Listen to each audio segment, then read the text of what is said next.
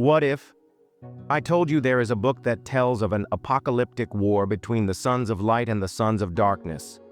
A book that was so dangerous it was buried for almost 2,000 years? A book that could alter how we perceive history, religion, and perhaps even the end of time itself? It's called the War Scroll, and it was never intended to be uncovered. But why? Who wanted it erased?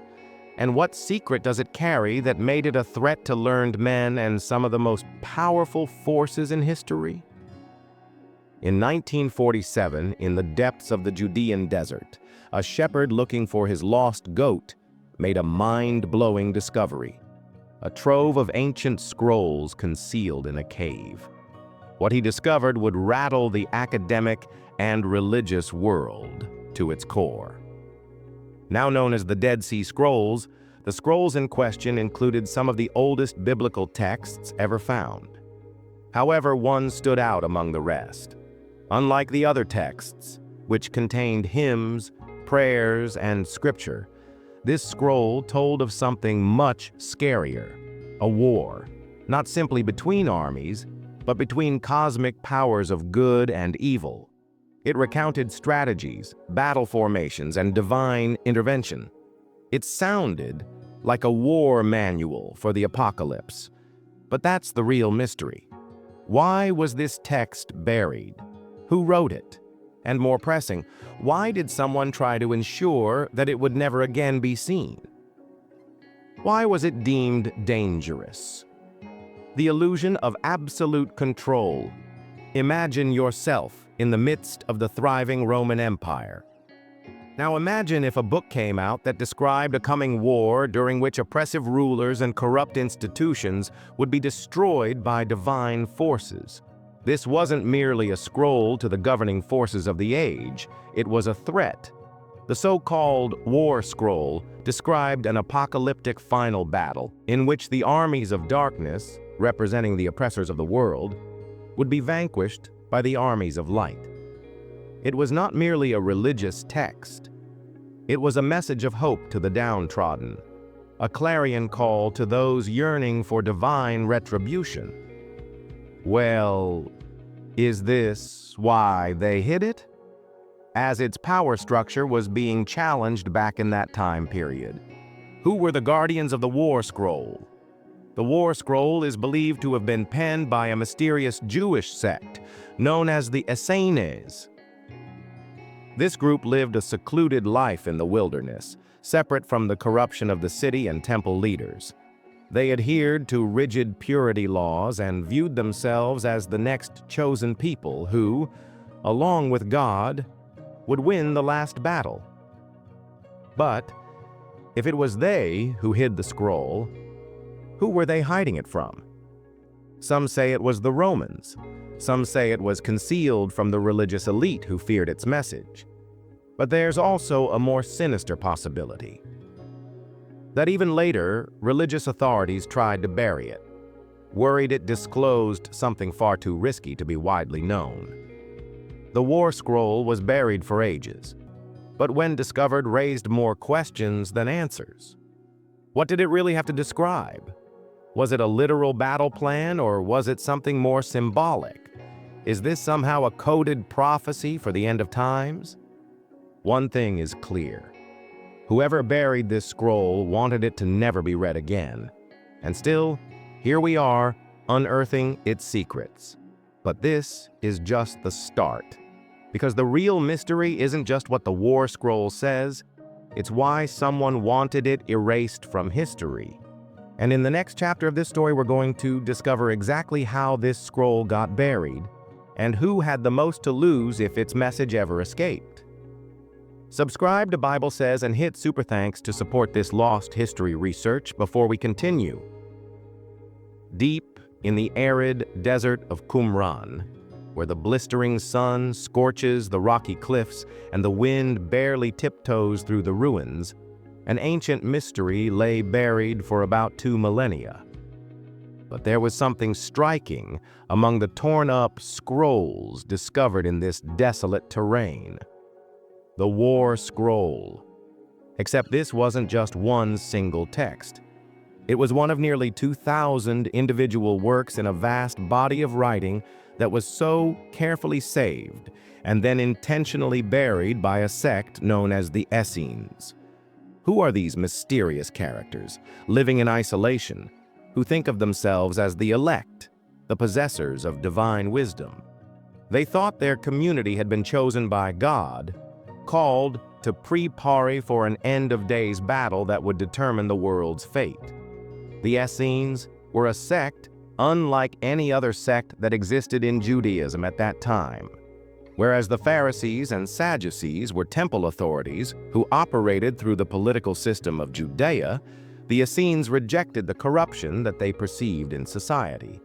They had retreated from the city, instead living on isolated desert communes under strict rules concerning purity, ritual bathing, and communal living. To them, the temple in Jerusalem had grown corrupt, its leaders besmirched by greed and foreign influence. The only option left for those who wished to remain faithful was to fully retreat and wait for the world to be cleansed by the divine justice that was sure to come. They were committed to the preservation of sacred texts. They painstakingly copied and preserved scrolls that included not only biblical books but also their own commentaries, hymns, and apocalyptic visions. The War Scroll was one of them, a chilling prophecy of an ultimate war to come in which the sons of light would battle the sons of darkness. It spoke of battle formations, angels' roles in the conflict, and the final victory of the righteous. But why would a cohort of insular mystics devote so much labor to producing and burying these scrolls? Did they think this was really the end? For the Essenes, time was short. The temple world they knew was falling down around them, crushed beneath Roman imperial oppression, and Jewish factional tensions were at the boiling point. They were convinced they were living in the prophesied final days, the time period foretold in Scripture when wickedness would be punished and God's kingdom restored. While other Jewish groups hoped for a political or military uprising against Rome, the Essenes interpreted the struggle in spiritual terms. To them, the war was not just against the human oppressor, but against the very forces of darkness. This conviction influenced their writings. The Dead Sea Scrolls, as they are known, bristled with references to an apocalyptic future. They recontextualized passages from the Old Testament to suit their vision of the end times. They were binding themselves as the true Israel, the faithful remnant that would stand beside the angels when the end came. Their writings carried a sense of urgency, an urging to get serious, to be prepared for the approaching war. But something happened. These roles were not used in creating the great battle. Rather, they were buried, tucked away in the caves of Qumran, sealed inside clay jars and undisturbed for centuries. If these texts were to guide the faithful in the final war, begin a practice of concealment? According to one theory, when the Jewish-Roman War broke out in 66 CE, the Essenes came to understand that the destruction they feared had indeed come, but not in the manner they had anticipated. The Roman army was relentless, quashing even the slightest hint of revolt. The Essenes may have suspected they would perish and hidden their sacred texts so future generations could find them. But there is another possibility. Other scholars point out that long before the Romans arrived, the War Scroll and other texts would probably have been too dangerous to leave lying around. If that discovery had been made by the temple authorities or rival Jewish factions, they might have destroyed them. Challenging contemporary religious doctrine, they contained revolutionary ideas, visions of divine intercession. But they were already regarded as outsiders, and their writings might then be seen as outright heretical. The sands of Qumran held their secrets for nearly 2 millennia. The scrolls were buried, their letters unread, their warnings unheeded. When they were finally discovered again in the 20th century, the world was amazed. The texts represented a missing link between ancient Judaism and the emergence of early Christianity, while also giving historians a glimpse into how religious ideas were developing around the time of Jesus. In particular, the War Scroll raised disturbing questions. Did the Essenes really expect a war coming? Or was the text allegorical? Were they anticipating a real military conflict? Or was their vision entirely spiritual? And more important, who, if anyone, had sought to suppress these ideas? Maybe the answers still lurk in the sand waiting to be discovered. The War Scroll is a unique ancient text. It is not merely a historical record or a theological meditation. It is a battle plan. But was it a strategy for a real war or prophecy of a war to come? The scroll carefully details a coming clash of light against darkness in 7 consecutive phases of war. It details exact military formations, weaponry, and tactics, as if readying an army for battle. But it also talks about heavenly powers, God's hand, and a final triumph that feels out of human reach. Was the secret document a coded message for an actual uprising in the real world, or was it supposed to be a description of an apocalyptic event on a cosmic scale? The War Scroll separates this ultimate battle into 7 meticulously organized segments. The first phase opens with a surprise attack by the Sons of Light, an army of the righteous who go on the offensive against the enemy. The second act chronicles the counter-offensive of the Sons of Darkness, an evil band headed by Belial, regarded by many simply as Satan or demonic force.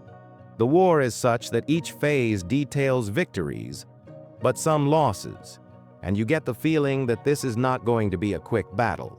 The course of war, ebb and flow, generates a palpable tension. But then, at the last moment, supernatural powers intervene. The final phase of war, the 7th, is the phase not only of the hand of man. Michael, the archangel, 235 light, descends 234 to take command of the Sons of Light, and the enemy is destroyed. The final victory is not merely military, but spiritual. Darkness is completely defeated, and God's reign begins on the earth. This sudden conclusion raises a salient question. Was the War Scroll intended to be a war manual in the literal sense, or was the scroll describing an apocalyptic event that no one could really control? A number of scholars have observed remarkable parallels between the War Scroll and the New Testament's Book of Revelation. Each describes a final battle between good and evil. Each has an angelic leader, Michael in the War Scroll, Christ in Revelation. And each ends with the victory of the righteous. The War Scroll describes the role of trumpets announcing phases of war, much like the 7 trumpets in Revelation that announce the unfolding of divinely ordained judgment. That even the hewing of celestial warriors and cosmic battle reflected what John saw in his apocalypse. So one might ask, were both texts drawing from a shared tradition, a deeper tradition of a coming war that would change the course of history? But there is an alternative, one that sees the War Scroll as a guide to a genuine rebellion, not just a vision of the end times. Of course, the group thought to have authored and protected these scrolls, the Essenes, were profoundly discontent with the condition of their own world.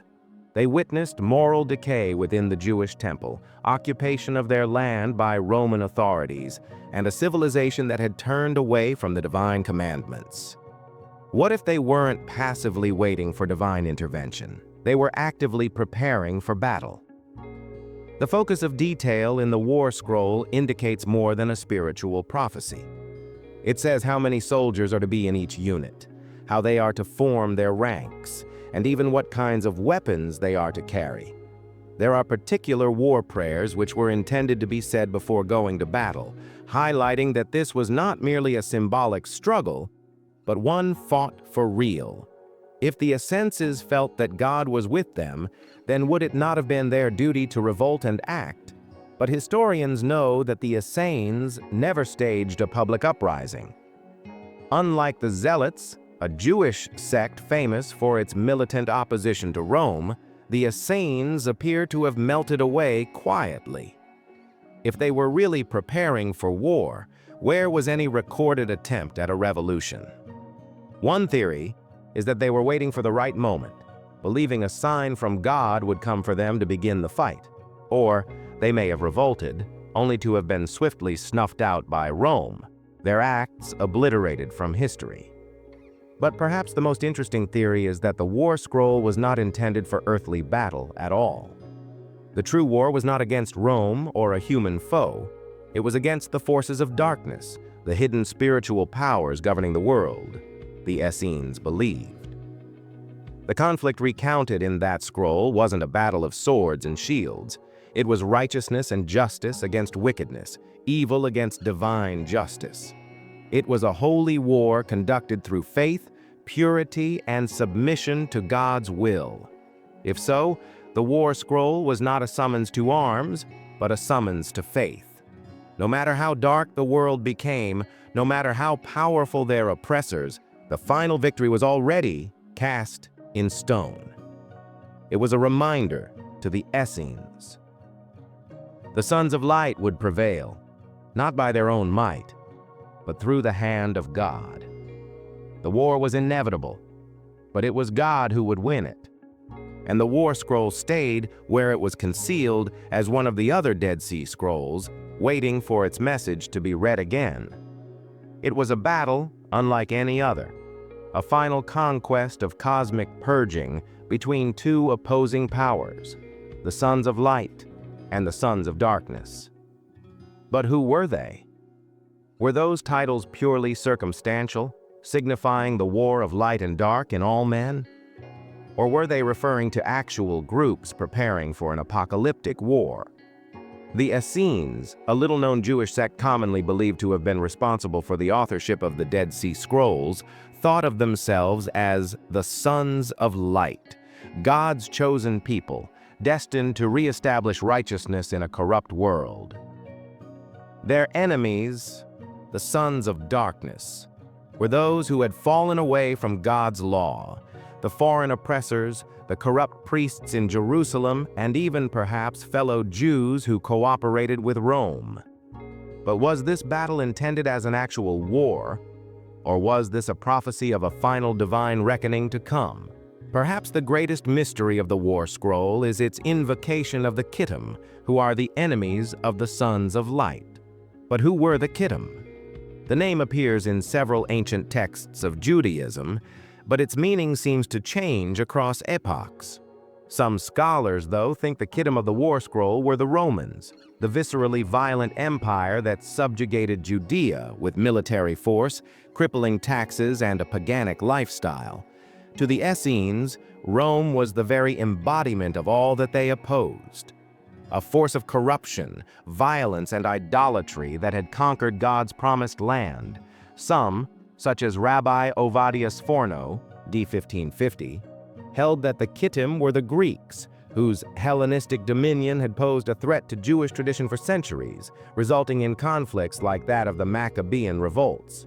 But there is a third, more interesting possibility. What if the Kittim were not an empire of the past, but rather a symbol of a future world power that has yet to rise?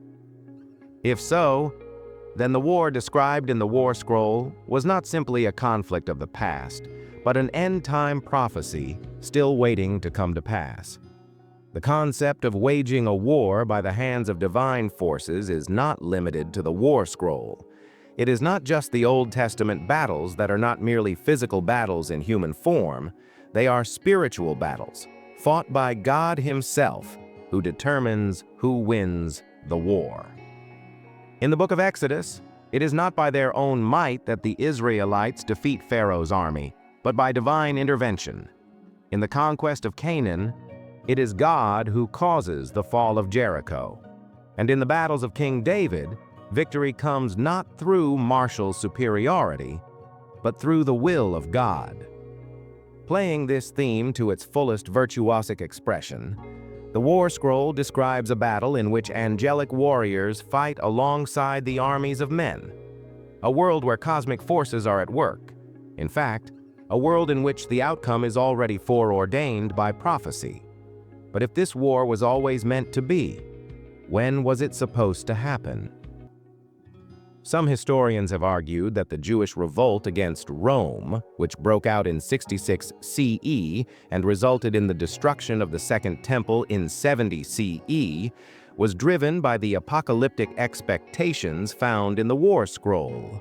Many Jews then believed that divine intervention was on the way, that God would awaken and rise up against the Roman oppressors and deliver Israel's liberation. However, rather than a miraculous defeat, the rebellion was suppressed, the temple reduced to cinders, and Jerusalem demolished. Could it help to explain why the Essenes believed they were immediately poised for this final battle but received a demoralizing defeat? Or was the war they had always imagined never supposed to occur in their lifetime? For the early Christians, the battle of light and darkness had little to do with armies or empires, but everything to do with spiritual warfare. The Apostle Paul wrote later of a struggle, not against flesh and blood, but against the rulers, against the authorities, against the powers of this dark world, and against the spiritual forces of evil in the heavenly realms. Ephesians 6:12. This mirrored the War Scroll's vision of an ultimate war, but in an utterly different fashion. For Christians, the fight was not against Rome or any earthly kingdom, but against sin, against temptation, against the world. And they had a God who had entered the darkness to fight alongside of them. Others may have even viewed themselves as the new sons of light, summoned into battle, not with swords, but with faith, prayer, and righteousness. If the War Scroll was not a guide to an actual physical battle, however, then what was the purpose of a tome describing so meticulously both military maneuvers and rituals? The scroll lays out 7 phases of battle, strategic formations, and even the role of the high priest in spearheading prayers for victory. This could indicate that at least some of the Essenes thought the war would be real, that a great confrontation between the forces of God's chosen and the forces of evil was really coming. The question being, did they intend to fight it with weapons, or did they think divine intervention would do the work for them? If the Essenes considered themselves the sons of light, their way of life was their warfare. Unlike the broader Judean society, they retreated from the world, turning their back on wealth, political power, and even marriage. They preserved their lives in rigid purity, obeyed the law down to the last detail, and waited for God to act. Out on a battlefield maybe, but in their daily lives instead, in their refusal to make peace with a corrupt and a broken world. If so, that meant that the War Scroll was not simply a plan of attack for when that day came. It was also a summons to be faithful, to resist the temptations of the sons of darkness, and to gird up for the day when God's justice would be revealed. The War Scroll raises more questions than it answers. Were the sons of light and sons of darkness supposed to be real armies or symbols of the eternal battle of good and evil? The Kiddim, an ancient empire of the distant past, or a prophecy of a future world power? And most puzzling, all would be puzzled, no doubt. Did the Essenes think the battle was to begin in their day, or were they writing for generations themselves beyond their own? The War Scroll was one of the most mysterious and disputed texts of those found among the Dead Sea Scrolls. Unlike other religious texts, which emphasize prayers, laws, or wisdom literature, the scroll detailed an apocalyptic battle plan, a last war between the sons of light and the sons of darkness. Given its stirring material, one may wonder why it was never added to the Hebrew Bible, or even included as an authoritative religious text. The answer is found in the tensions of ancient Jewish and Christian history, in which religious and political forces sought to control what the faithful preserved, what they ignored, and what they, in some cases, actively had erased. It was because of all this radical stuff that the War Scroll was never included with the Torah or the Old Testament. The Hebrew Bible is full of tales of wars where God intervenes and prophets where they tell of things to come. But the books which were ultimately canonized have one thing in common. They set out history, laws, and prophecy within a wider moral and theological framework. The War Scroll, however, was neither historical record nor moral teaching. It was a war manual detailing military strategies, battle formations, and divine involvement in war. This was no ordinary prophetic text. It was an apocalyptic call to arms, perhaps too radical to take its place alongside mainstream Jewish scripture. There were probably several reasons Jewish religious authorities refused to accept this scroll. Judaism had moved into a new era, especially after the destruction of the Second Temple in the year 70 of the Common Era, CE, when the leadership of the religion had transferred to the Pharisees, from whom Rabbinic Judaism is derived. The Pharisaic perspective was not characterized by the same apocalyptic militarism found in the rhetoric of the Essenes. Rather, they devoted themselves to preserving Jewish law and customs in a way that would be able to endure even in the midst of foreign rule. The War Scroll, filled with violent imagery and predictions of a final war, didn't fit their idea of Jewish survival. It was deemed too radical, too politically perilous, and too much associated with radical movements that led to failed uprisings against Rome. Christianity, the Roman Empire, and the hiding of the scroll. One of the things I found particularly interesting is the role Christianity and the Roman Empire played in keeping the War Scroll suppressed. Early Christianity arose in the same historical period during which the War Scroll was composed, and there are indications that some early Christians had knowledge of similar apocalyptic expectations. But as Christianity spread outside its Jewish foundation and transformed into a more organized religion, church leaders were cautious of which texts were regarded as authoritative. The War Scroll detailed an earthly battle in which divine forces fought together with human warriors, quite different from the Christian understanding of spiritual warfare focused on resisting sin rather than physically beating back oppressive empires. It is likely dangerous stuff, which, if the War Scroll circulated widely among early Christians, might have inspired revolutionary uprisings that church leaders, especially after Christianity became the state religion of the Roman Empire, would have wanted to avoid. The Roman Empire had every motivation to prevent texts like the War Scroll from gaining popularity. Rome had dealt with several Jewish revolts, especially the First Jewish-Roman War, 66 to 73 CE, and the Bar Kokhba Revolt, 132 to 135 CE, which both contained messianic and apocalyptic fervor. The War Scroll was exactly the kind of texts that could energize such movements. It envisioned a world in which God's chosen people would rise up against an oppressive foreign empire, and the powers of heaven would intervene to achieve ultimate triumph. To the Roman authorities, this wasn't simple religious mythology. It was a direct threat. Anything that could incense revolt had to be stamped out, and as Rome had tighter control on its religious institutions, this made it easier to bring about the desired amnesia regarding certain writings. The notion that the War Scroll could have been a covert battle plan against Rome is not an outlandish one. The Essenes, the sect that is thought to have written the scroll, lived in isolation and followed strict purity laws while eagerly awaiting the end times.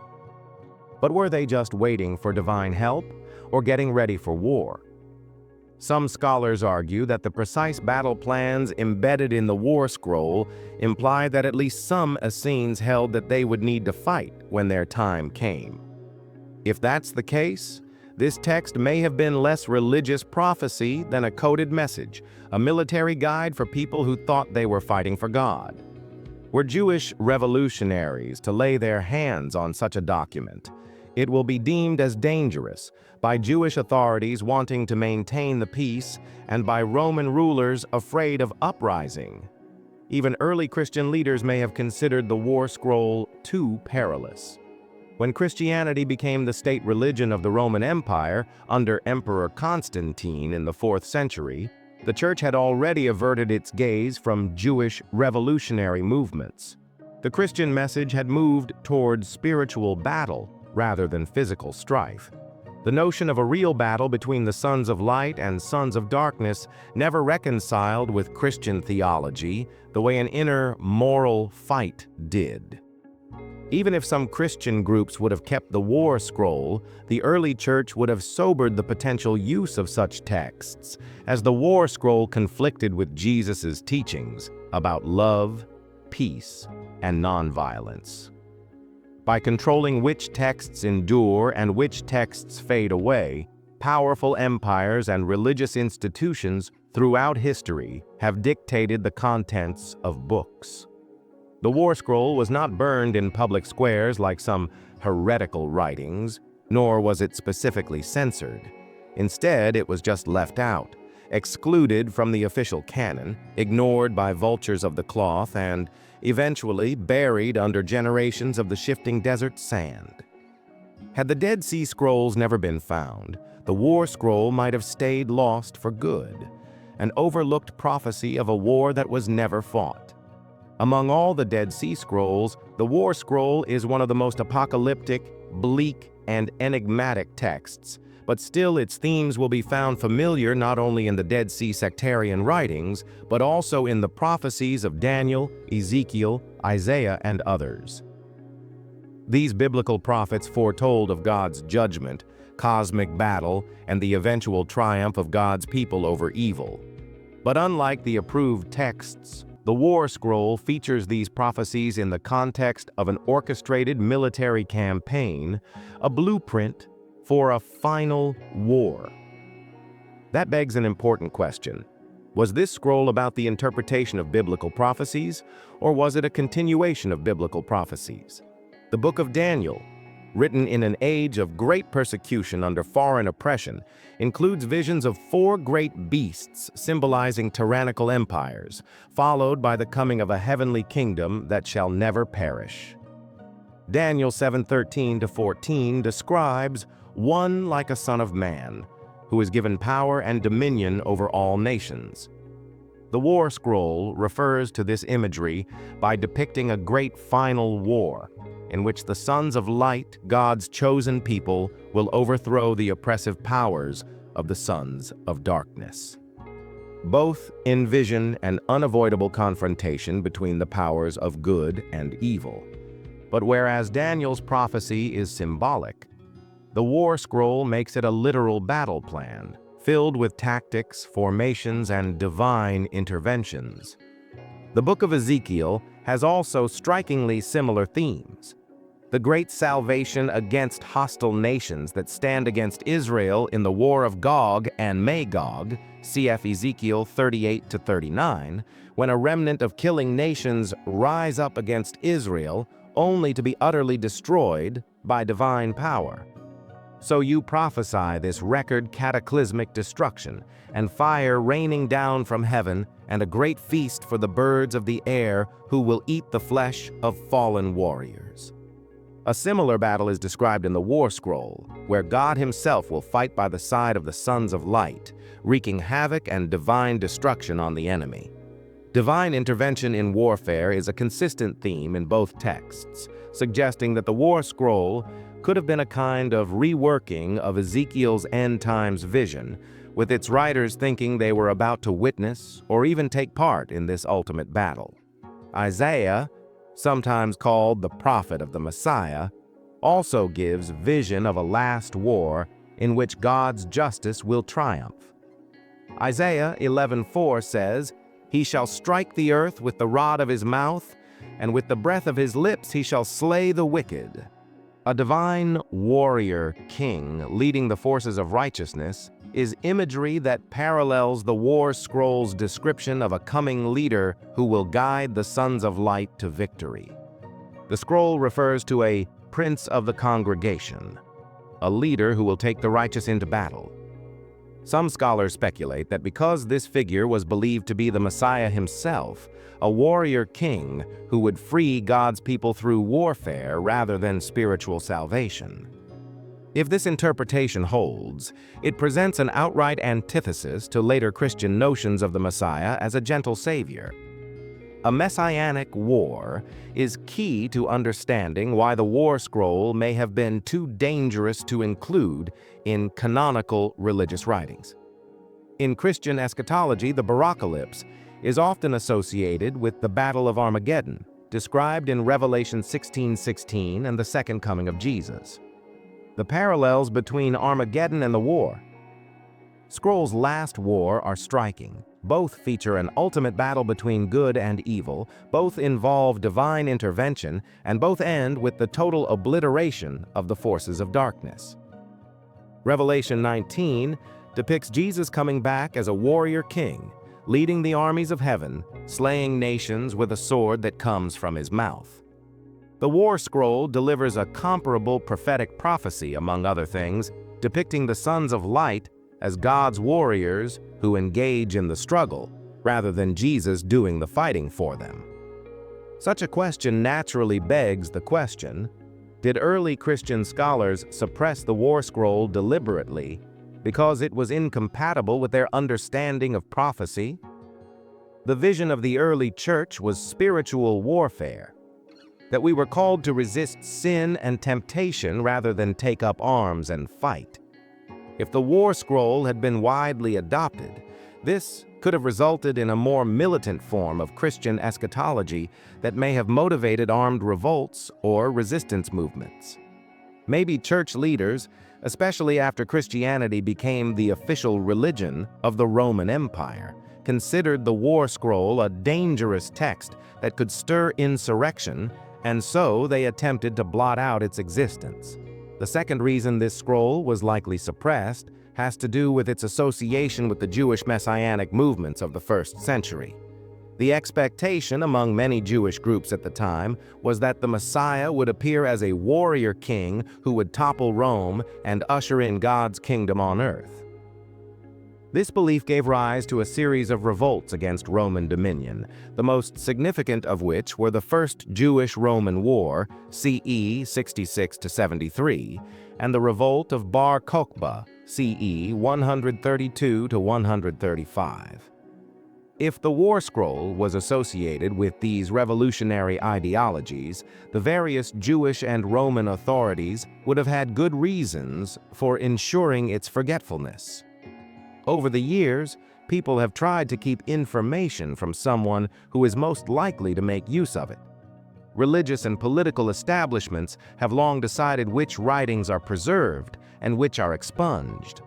The War Scroll did not survive explicitly, but it was omitted from both the Jewish and Christian canons, buried away in the Qumran caves where it remained invisible for nearly 2 millennia.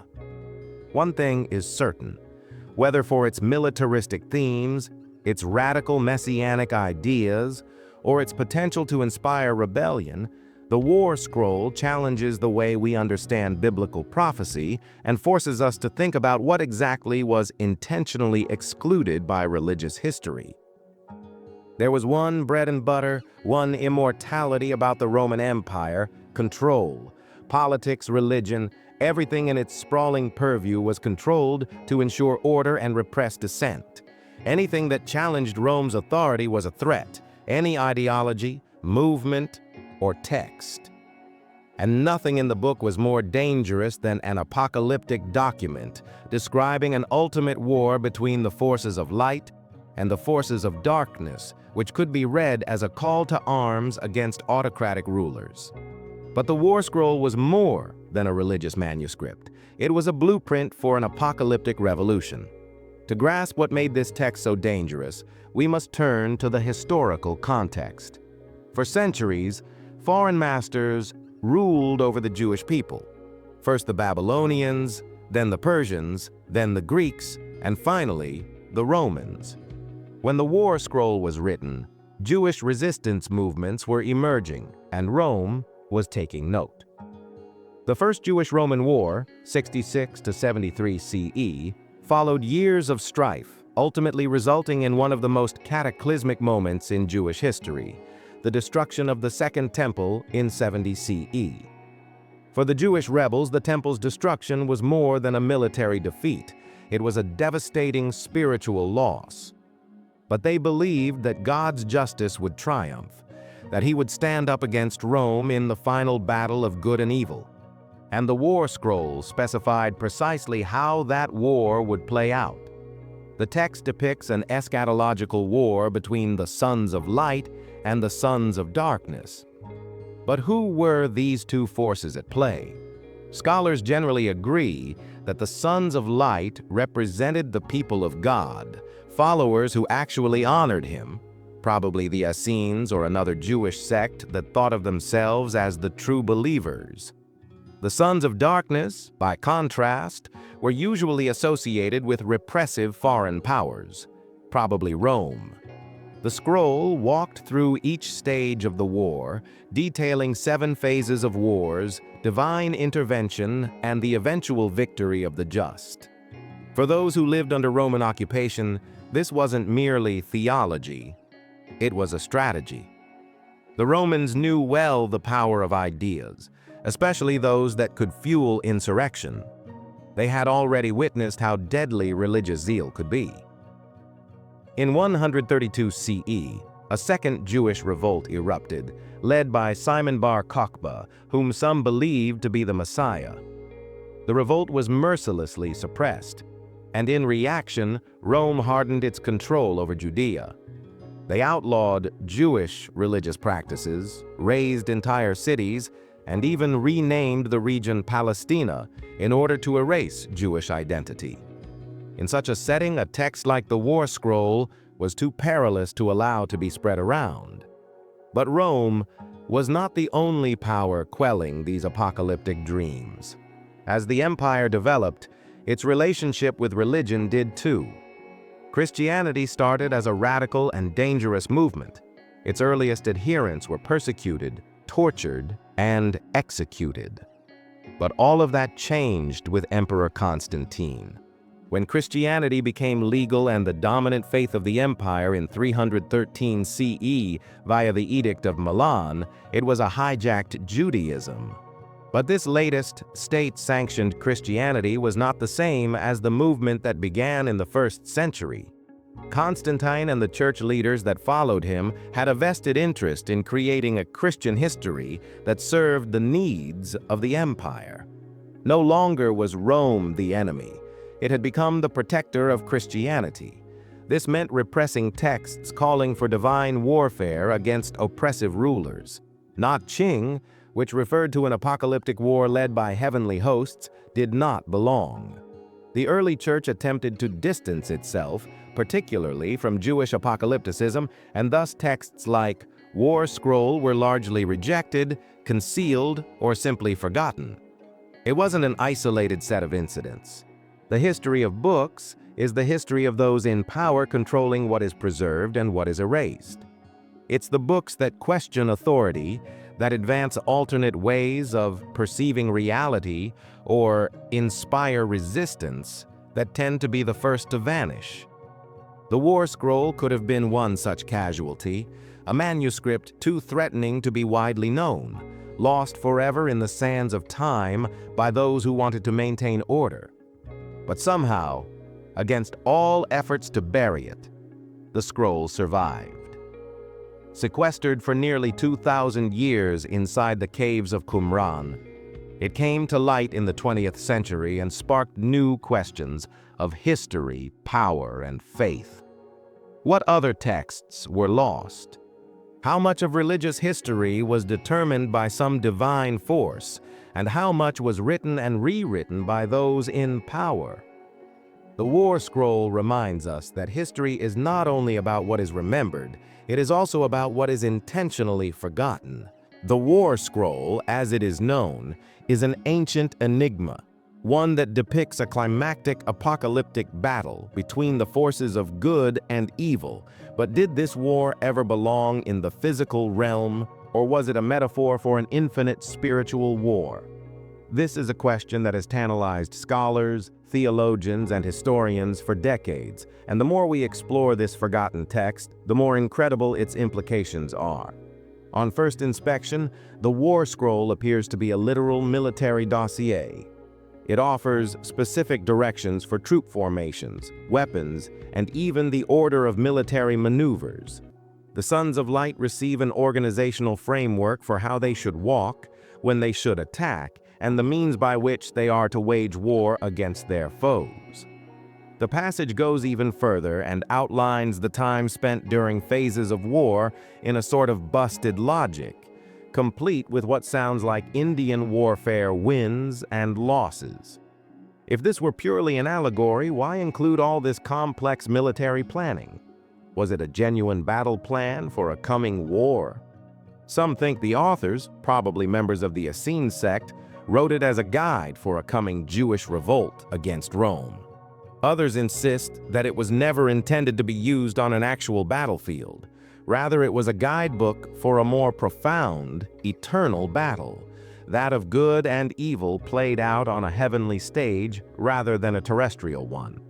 One of the most interesting aspects of the War Scroll is its use of numbers and hidden symbolism. The numbers 7 and 40 seem to peak, and their biblical meaning is powerful. 7 is often used to signify divine perfection, fullness, and completion.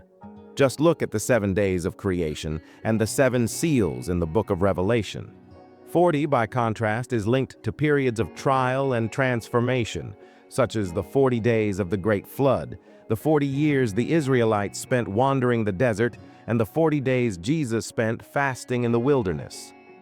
The War Scroll describes the final battle as taking place over 7 steps, a structure that seems far too deliberate to be coincidence. Was this supposed to imply that the war was part of a great divine plan? Or were the numbers the key to a message hidden between the lines, a missive that only a chosen few initiates could know how to decode? The Lost Book has had various suggested interpretations by modern theologians and historians. Some consider it an early Jewish apocalyptic vision, of a kind that was also found in the prophetic books of Daniel, Ezekiel, and Isaiah. In that case, then, perhaps the War Scroll had nothing to do with actual war, and was only meant as a visualization of the final standoff between good and evil that was to take place not with weapons of war, but with faith and virtue.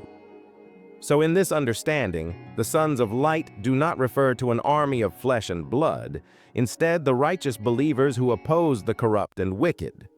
Their battle is not against earthly kingdoms, but against the very forces of darkness that desire to destroy God's creation. Others, though, insist that the War Scroll mirrors the chaotic historical context when it was composed. Because Judea was ruled by the Romans during the period of the Second Temple, tensions were high among various groups in Judea and the Roman authority. To the oppressed Jewish people, the simple idea of a final prophesied war that would overthrow oppressors and restore divine justice must have sounded like a great fable. Some believe that the text was intended as an incitement to revolt, that it was a subversive manifesto designed to rally the people around the idea that God Himself had destined them to triumph. Maybe the Essenes were not simply reclusive mystics, but considered themselves part of a divine mission to recover their homeland. But there is another, even stranger possibility, one that posits that the War Scroll was a prophecy intended for an indeterminate future. The Essenes who hid this text, as they did the other Dead Sea Scrolls, were famously secretive. They had a secretive life, removed from the political and religious establishment, and protected their knowledge and scriptures like the apple of their eye. Why would they go through such efforts to conceal this scroll?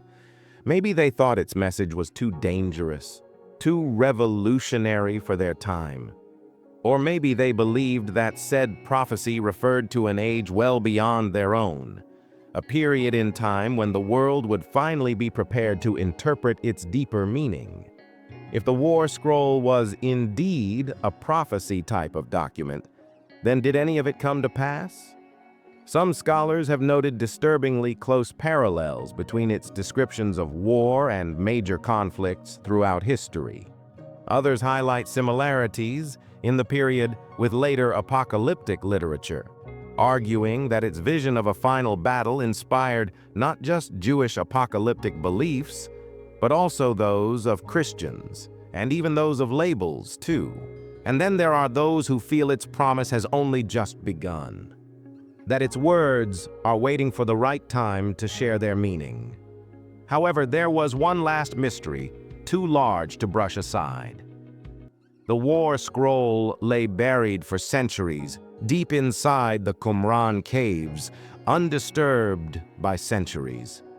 In the 20th century, however, it was rediscovered, at a time in history when the world was once again on the precipice of global conflicts and wars, ideological and other types of battles. Was its resurfacing some cosmic coincidence, or was it supposed to be discovered right now? If this text was indeed a note for future generations, what was it trying to convey?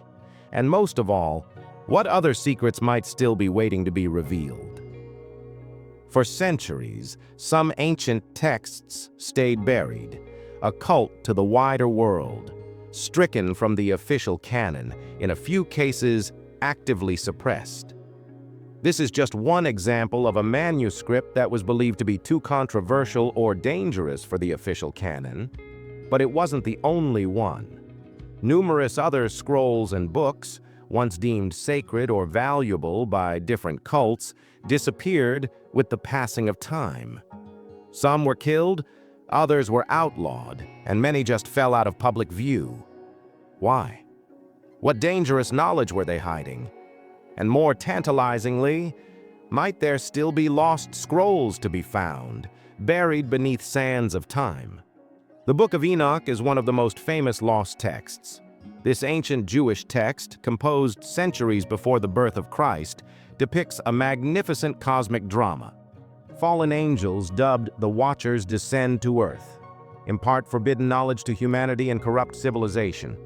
These angels disclosed secrets of astrology, weapon-making, and sorcery, knowledge not meant to be known to humankind. In exchange, they take human wives and bear the Nephilim, giant, hybrid beings that wreak havoc on Earth. It also has apocalyptic prophecies about a coming divine judgment, the arrival of a Messiah, and the fate of the wicked. Once widely read among Jewish and early Christian groups, this book was eventually excised from the mainstream biblical tradition. Was that due to its supernatural elements? Or did it include dangerous truths about divine beings that religious leaders wanted to keep under wraps? Other than that, another exciting lost book is the Book of Jubilees, which is also known as the Lesser Genesis. This ancient document offers a different perspective on biblical history, one that adds chapters to the story told in the Book of Genesis and Exodus. It provides fresh details about Adam and Eve, the fallen angels, and Noah's descendants. But one of its most contentious claims is its calendar system, a 364-day year that differs from the lunar calendar used by the Jewish priesthood. This alternative timekeeping would have shifted the dates of religious festivals and may have driven a wedge between groups within the Jewish community. Others speculate that the Book of Jubilees was excluded from mainstream tradition due to its contentious nature with the religious authorities of its time. If mankind had gone by its calendar, the whole cycle of holy observances would have changed. There is also the Testament of the 12 Patriarchs, the post-mortem speeches of the 12 sons of Jacob, the founders of Israel's 12 tribes. These include ethical teachings, messianic prophecies, and visions of the end times. This book was not included because it had ideas that were too closely aligned with early Christian theology, according to some scholars. The narrative spoke of the future ruler from the tribe of Judah, who had been a king without sin and bring salvation for the people. This is also very similar to Christian descriptions of Jesus. Was this book suppressed because it was an interweaving of Jewish and Christian thought? And if it had made it into the biblical canon, would it have changed the history of religion? But the mysteries don't end there. There are also several books that exist only outside of the Bible, but are mentioned in the Bible. The Book of the Wars of the Lord is mentioned in the Book of Numbers, but no copy of it has ever been discovered. What did it contain? Could it have been another war manual like the War Scroll, a record of holy wars that influenced biblical history? And there's the Book of Nathan the prophet and the Book of Gad the seer, both mentioned in 1 Chronicles. These writings might have contained first-hand reports from King David's reign, but they have disappeared without a trace. Was it politically or theologically too charged? There are texts missing even from Christian history that could have radically transformed our understanding of the faith. Discipleship and Authority, the Acts of Paul and Thecla. That text was later banned by the church. Some think it was hidden away because it spread the idea that women could assume leadership roles in early Christianity, a notion that later church authorities sought to tamp down. All this does raise a bigger question, though. How many of these lost works were deliberately wiped out? Were these texts concealed to preserve the sacred or stifled to shape religion? Religious and political establishments have long asserted power over which books survived and which were lost. The Roman Empire has a huge influence on church history, not least when it comes to Emperor Constantine, the man who ordered the compilation of the New Testament. Some texts were denounced as heretical and burned, others were buried in secret to avoid destruction. And yet history has a way of giving up its secrets. The Dead Sea Scrolls, rescuing ancient texts that had been hidden away for 2,000 years with the discovery of the Dead Sea Scrolls in caves in the desert in 1947, were proved to us that ancient edits were forgotten in headspace and time. Can there be still other lost scrolls hidden to be dug up? Some scholars argue that other untapped texts may be under the ruins of ancient temples, stored in underground chambers, or even kept in private collections that have never been revealed to the public. What if another scroll, one that transforms everything we thought we knew, sat waiting somewhere for us? The lost knowledge also begets an uncomfortable thought. If these books had never been erased, would the religions we know today look radically different? What secrets might they contain too dangerous to know? And if more of those missing texts are found, will we finally get answers? Or will history once again try to keep them from being heard? People have turned to ancient texts for meaning in chaotic times. While the War Scroll was written over 2,000 years ago, its themes, the ultimate battle between forces of light and darkness, still resonate today, making it to be one of the most relevant scrolls the Dead Sea Scrolls library has to offer. Wars continue to shape the destinies of civilizations. The battle between good and evil remains a top theme of religious and philosophical thought. But might this ancient scroll be more than a historical artifact? Is it a prophetic document relevant to the contemporary world? Some scholars and theologians think the War Scroll is not only a description of a war that was supposed to take place in the past. It may also serve as a warning about future conflicts that have yet to come. Their idea of an apocalyptic war has been a constant throughout history, rooted in religious lore. The War Scroll details a climactic, world-ending battle between the sons of light and the sons of darkness. This is not only a war of armies, it is a war of ideology, faith, and divine justice. In many respects here they were mirrors of the wars waged today, which not only concern lands or resources, but religious beliefs, political ideologies, and competing visions for the future of humanity. The scroll describes 7 phases of war, a regimented evolution leading up to the final triumph of righteousness. Some interpreters see this as a template for how around the world conflicts begin escalations and takes a long time to come to fruition. And are we in one of these phases right now without knowing it? The concept of a battle between good and evil is not unique to the War Scroll. It also appears in the Book of Revelation. The New Testament describes Armageddon, which bears an uncanny resemblance to the war described in the scroll. Both feature an apocalypse with divine and dark forces battling it out and supernatural intervention determining the fate of the world. The War Scroll mentions the Archangel Michael leading the forces of light, and Revelation describes Michael waging war against Satan in heaven. Some scholars have proposed that the scroll could be an early iteration of the very same apocalyptic vision, a vision that predates Christianity, yet taps into similar themes. If true, then the document might contain deeper insights about how different faith traditions have imagined the end of days.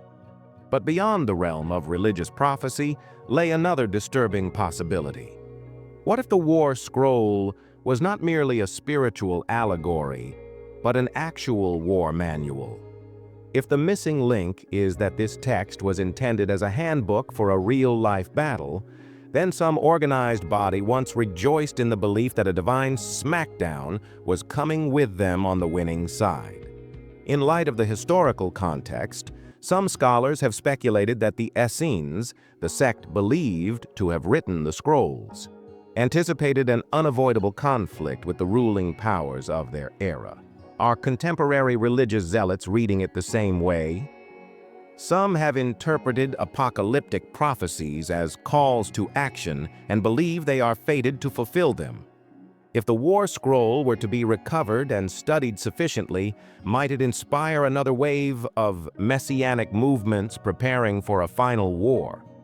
Another uncanny thing of the scroll is its emphasis on secrecy, that the battle plans must be saved and secreted away until the time is right. This begs the question, were the Essenes hiding the scroll for a future generation? Did they think that one day it would be useful to have the knowledge contained in it? If so, was this warning directed at us?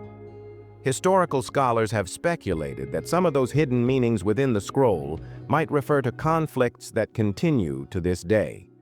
The escalating conflicts between countries, the resurgence of ideological conflicts, and even the expanding involvement of artificial intelligence in military are all eerily reminiscent of the War Scroll. Is it possible the writers of old had a sense of war beyond the battlefield, one that included technology war, idea war, and principled war? What is more difficult to swallow is the notion of the War Scroll carrying encoded messages about the future. Others have examined the numerical symbolism of the text, convinced that its numbers, the specific numbers of soldiers, the time it took to win each battle, and the number of sacred times may have concealed meanings. The Essenes are known to be obsessed with numerology and sacred calculations, so there are those who suspect they encoded hidden timelines within the scroll. As for what exactly these numbers represent, could they be a coded message, some kind of secret encoding showing them the timing of future conflicts? If so, has anyone really solved them? Other modern theologians claim that the War Scroll is to be read as metaphor rather than a battle plan. This perspective sees the sons of light and sons of darkness less as actual armies battling each other, but rather as symbols of spiritual powers. And so, the war chronicled in the scroll would instead be an eternal war waged within the human soul, the conflict between righteousness and sin, truth and deception, faith and doubt. If so, the War Scroll remains as relevant through the centuries as it was in antiquity.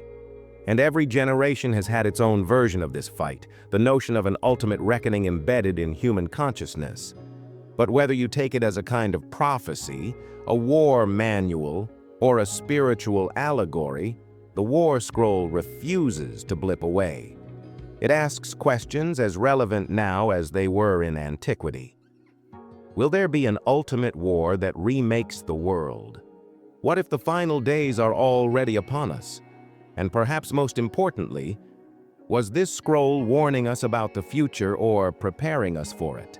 For centuries, the war scroll lay hidden in the sands of Qumran. But why?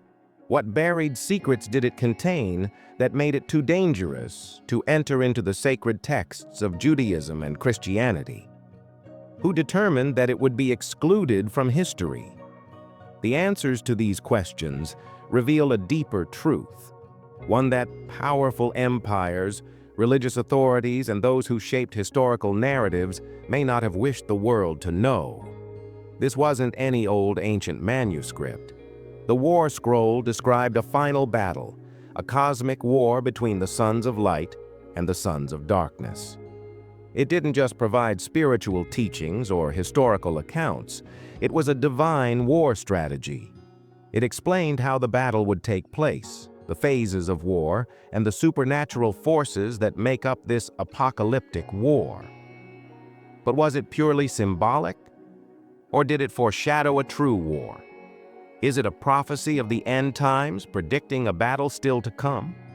Or was it a military guide intended to instigate an uprising against the oppressors of its day? Either way, the implications were perilous. Jewish leadership outside the land, however, rejected it, perhaps fearful that such ideas would encourage unsafe messianic movements focused on dethroning the Romans. The Roman Empire, which kept a tight hold on religious matters, viewed apocalyptic texts as a threat, particularly those referring to the destruction of an empire. The concept of a holy war, with heavenly forces in a fight against human oppressors, proved too incendiary. It could inspire rebellion. It could tremble the pillars of power. This was a time when Rome dominated politics as well as religious institutions.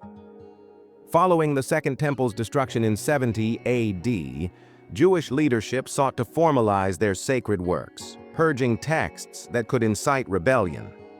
The War Scroll, its vision of divine warriors fighting earthly kingdoms, was far too lethal a text to be canonized. Then came Christianity. As the belief system spread across the Roman world, Emperor Constantine reformulated its principles of action in order to harmonize with the stability of his empire. Colombia was off the militant map, and whatever could be associated with a guerrilla uprising was reframed or deleted. The War Scroll, with its revolutionary notions of divine violence, was incompatible with this new kind of Christianity. It was cast aside, entombed with the Dead Sea Scrolls as if for the right moment to rise again. Yet now, in contemporary history, this accursed scroll has been found again, and its message seems eerily pertinent. Wars rage across the world.